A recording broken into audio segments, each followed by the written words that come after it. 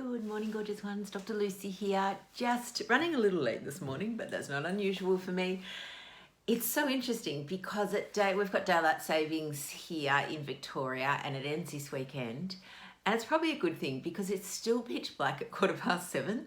So I wake up and my brain goes, no, it's dark. You don't need to get out of bed yet. Does anyone else have that? So, in some ways, whilst I love the evening light, I am looking forward to a bit more morning sunshine. So to carry on our conversation this week, I'm talking all about fasting. So fasting, remember, is just a period of time in which you don't eat. There's nothing more exciting than that. Good morning, Kerry.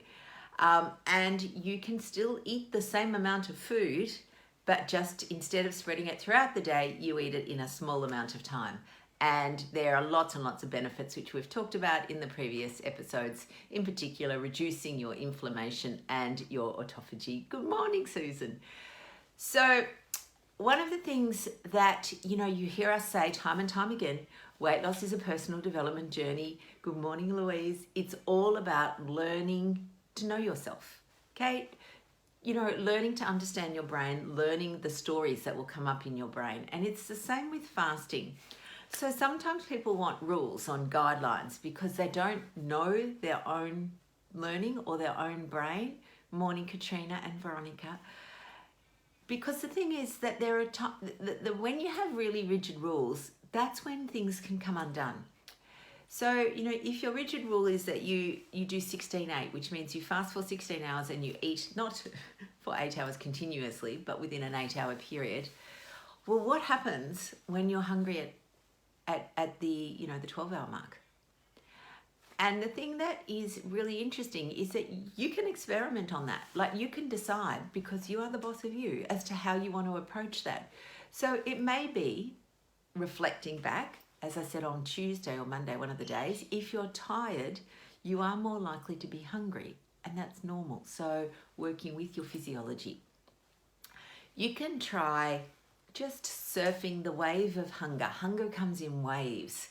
And in my head, the way I like to think about it, particularly if I know my woodshed is open, I might get a bit hungry and then I might do something that's, I'm busy at work, or I just, I've gone, I think I'll go and grab something in 15 minutes. And by the time that 15 minutes comes, the hunger wave has gone.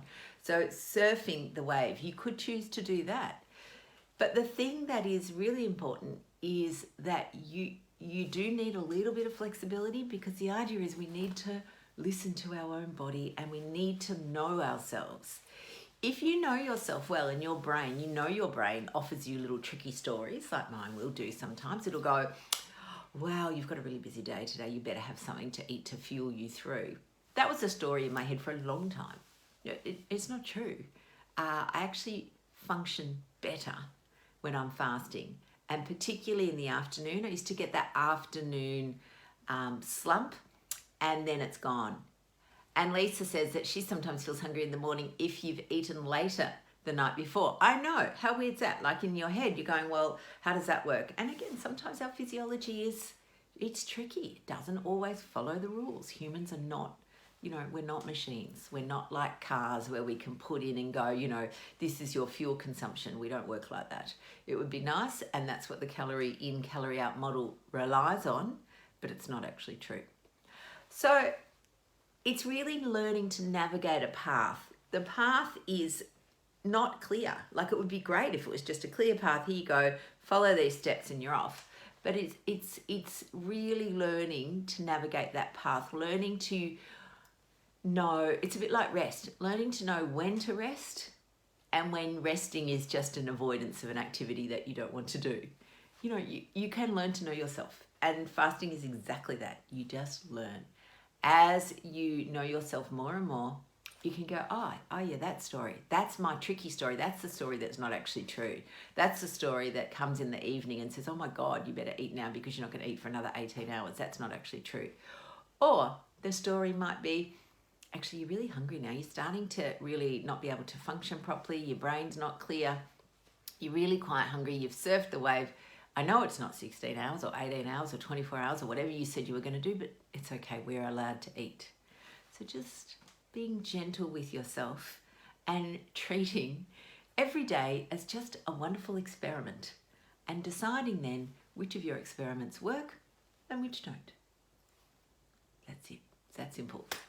All right, lovelies, that's it for today. I've got to run off to work because I'm running a little late, and I will see you all tomorrow morning for the last day of the fasting.